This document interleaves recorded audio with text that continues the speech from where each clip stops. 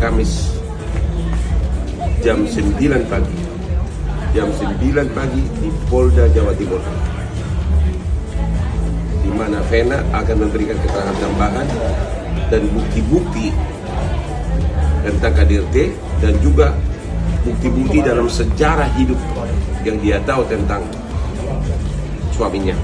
Anda akan terkejut. Nanti Anda akan terkejut dalam keterangan BAP tambahan. Vena akan membuka plus saksi-saksi bagaimana sejarah hidup itu orang. Makanya kita sedang menunggu begitu loh. Menunggu hari Kamis ini, apakah dimungkinkan, apakah ada keinginan untuk menjalin pertemuan itu. Nah itu nanti tergantung daripada Ibu V sendiri. Kalau memang ada peluang itu lalu dipertemukan, ya kita tunggu nanti apa hasilnya. Jadi kami Bitlapor Polda Jatim menerima barang bukti yang dikirim oleh Ditreskrim Polda Jatim, dalam hal ini Subdit Renakta, berupa sebenarnya 4 bungkus, tapi isinya ada 5. Yang pertama kaos warna coklat milik saudari Vena Melinda, yang kedua adalah handuk warna putih yang ditemukan di lantai 5, kemudian ada kerikan darah kering yang ada di lantai bercak darah kering yang ada di lantai 5 hotel tersebut. Kemudian tambah 2 pembanding darah dari milik saudari Vena Melinda. Setelah dilakukan pemeriksaan, yang lakukan pertama adalah menentukan apakah benar itu darah manusia. Setelah dilakukan ternyata betul bahwa semuanya adalah darah manusia. Untuk menentukan darah tersebut milik Vena Melinda itu bukan, selanjutnya dilakukan pemeriksaan DNA. Dan setelah dilakukan pemeriksaan, ternyata seluruhnya match ataupun identik dengan darah milik saudari Vena Melinda, dan match-nya hampir 100% karena seluruhnya cocok dari 24 lot. Jadi itu semua alelnya cocok. Jadi kita bisa simpulkan bahwa terdapat dalam 3 barang bukti yang dikirim itu identik dengan darah pembanding dari darah milik saudari Vena Melinda. Kan sudah jelas ya, DNA-nya itu memang darahnya Mbak Vena gitu. Cuman karena apa darah tersebut keluar dari hidung, itu yang sampai saat ini kami pun belum tahu dan keluarga belum yakin bahwa itu akibat dari pukulan Mas Ferry gitu ya Mbak ya? Iya. Saat ini sedang kita periksa CCTV, tapi masih proses ya, belum selesai. CCTV ketika yang bersangkutan mau ke resepsionis dan yang lain, tapi belum selesai. Kita sedang periksa CCTV. Kita tunggu karena masih ada beberapa yang belum lengkap. CCTV-nya belum lengkap. Nanti kita akan hadirkan ahli-ahlinya, ahli kedokteran forensik, ya kan, ahli tulang hidung kah, atau ahli kedokteran hidung, THT, itu nanti akan hadir begitu loh. Mereka lah yang punya kapasitas menjelaskan apa saja sih alasan-alasan hidung itu bisa berdarah, begitu loh. Apalagi kalau memang benar, sekali lagi, apalagi kalau memang benar tulang hidungnya tidak patah. Nanti kita akan pertanyakan kenapa darah itu bisa keluar. Kecuali ternyata hasil visumnya mengatakan tulang hidungnya patah. Nanti kita buktikan kenapa kok bisa patah. Nah, makanya proses itu kan masuknya di ranah pengadilan. Itu kan ranah pembuktian. Biarkanlah itu berjalan, kita akan nanti masuk ke proses pembuktian, ya kita akan lakukan pembuktian tersebut. Kita akan uji alat bukti tersebut. Kita akan uji fakta-faktanya, begitu loh. Sehingga nanti ketika pengadilan sudah mengambil kesimpulan, apakah itu benar melakukan ataupun tidak benar melakukan, ya itulah nanti ujungnya. Bahwa proses penegakan hukum ini pada akhirnya akan diuji di pengadilan.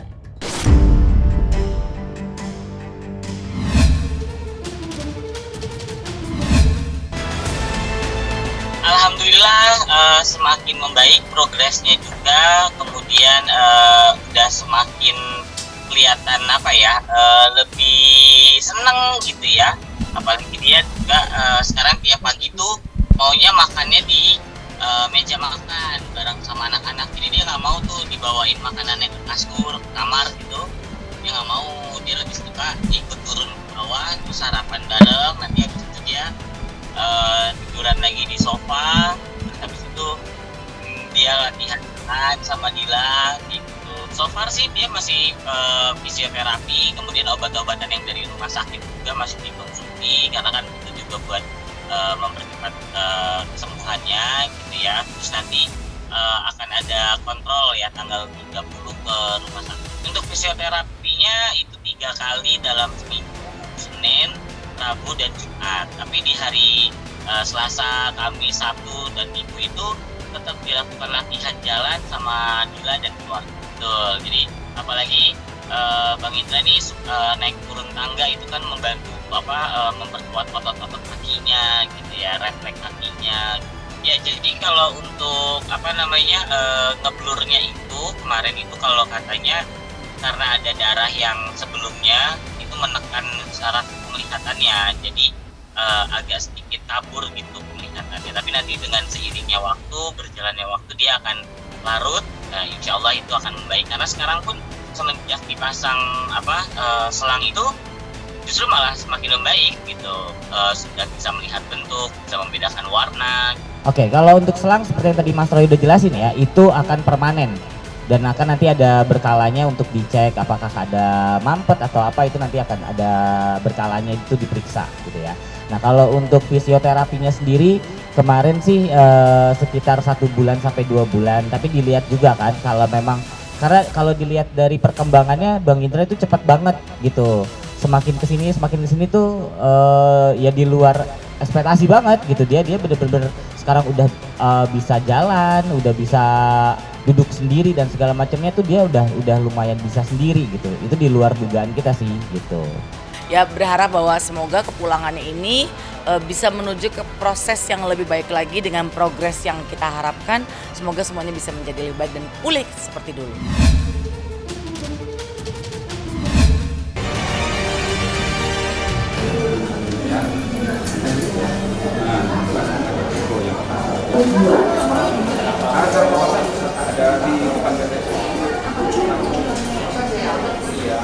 Banyak lebih ke nasihat sih, maksudnya nasihat gimana perjuangan udah suksesnya kan, perjuanginnya untuk siapa, pasti untuk anak kan, untuk keluarga.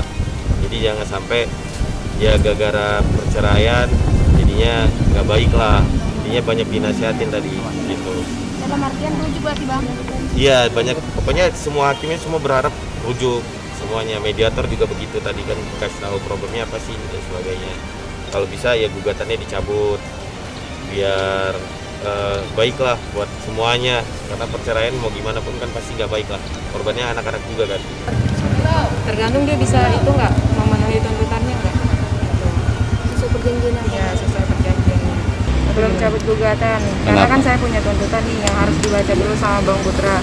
Nah pasti saya juga tidak mau dirugikan ya, sama-sama tidak mau dirugikan. Jadi Bang Putra pelajari dulu itu tuntutannya. Nanti setuju atau nggak setujunya mungkin hasilnya dia bakal kasih di tanggal 7 ada. Dari istri saya Septi masih mau rujuk atau enggak? Oh enggak, berapa lama ninggalkan rumah itu dulu yang penting kan. Karena yaitu penyebab utamanya, karena kalau udah ninggalin rumah itu kan dia masih status istri saya ya. Gitu. Kalau udah ninggalin rumah kan otomatis komunikasi jauh. Itu dulu yang dinasihatin oleh mediatornya. Jadi sehingga sampai ke sini gitu. Lalu kedua ditanya masih mau rujuk nggak? Alhamdulillahnya Septianya mau gitu. Sayanya juga apalagi ya kan, karena alhamdulillah mau ya gitu. Terus ya ini persyaratannya lumayan. Ada niat baik dari katanya dia berusaha untuk mempertahankan. Itu sih yang disampaikan Bang Putra. Karena dia katanya nggak mau pisah, tapi nggak tahu ya, lihat hasilnya aja ntar di 7 Februari. rujuk mempertahankan anak dan juga istri. Bang Putra ingin rujuk ya harus membuktikan omongannya dong. Saya kan sangat terbuka mediasi kedua, mediasi pertama, kedua dan ketiga. Itu tapi emang kenapa harus begini? Ya karena ada yang nggak bisa kita selesaikan di dalam rumah, jadi mungkin cuma lewat sini aja bisa diselesaikan. Ada perjanjian-perjanjian yang harus dipenuhi sama Bang Putra, dan itu juga bukan untuk saya sendiri ya, itu untuk kepentingan keluarga kita juga. Pokoknya tentunya perilaku aku agar lebih baik ya. Tapi kembali lagi aku kan sampaikan juga ke mediator bahwa aku kan manusia biasa ya. Septi kenal aku pun aku bukan malaikat. Pasti akan ada kesalahan ini dan sebagainya gitu. Dan saya pasti mau berubah lebih baik karena dimanapun saya imam keluarga kan. Segala hal nanti saya pertanggungjawabkan bukan di dunia aja, di akhirat. Tapi mungkin terjadinya ini jadi rame dan sampai digugat gini juga mungkin karena dosa saya gitu. Tapi kan saya masih dikasih kesempatan buat hidup, buat berubah lebih baik dan sebagainya gitu. Nah lalu berikutnya yaitu dari alhamdulillah setia dari istri saya mau berdamai dengan catatan beberapa hal. Pertama ya tentu perilaku lebih baik. Kedua tidak KDRT, insya Allah tidak ada kekerasan atau apa. Yaitu semua orang juga pasti maunya begitu. Gitu. Lalu paling banyak itu sih dengan aset, semua aset di bawah sini. Nah mungkin dia bilang saya pelajari dulu ya ini semua isinya, karena kan Bang Putra hari ini nggak bawa lawyer, jadi dia kan lebih pelajari itu ke kuasa hukumnya, ini kan tentang hukum, dia serahkan sama ahlinya. Nah itu dia, di sini juga dikatakan untuk kedepannya tidak ada perselingkuhan atau ini dan sebagainya. Di sini dicantumkan juga kedua, tadi perilaku baik, terus kedua segala hal harus izin istri, keluar rumah, pekerjaan, sains, perusahaan apa semua di situ ada juga permintaan ini. Semuanya lah banyak banget. Nah, dikasih kesempatan saya. Kalau saya tanda tangan tiba-tiba ada ini lawyer saya bilang, "Wah, ini bahaya buat kamu. Bisa ditendang dari perusahaan atau apa gimana? Mau rugi dong." Gitu, saya berdarah-darah juga. Misalkan Mas Putra Siregar berpikir dengan bijak gitu ya. Semua yang Mbak Septi minta ini adalah untuk kepentingan bersama kok, gitu, bukan untuk kepentingan Mbak Septi sendiri, dan itu juga akan berdampak kepada anak-anaknya.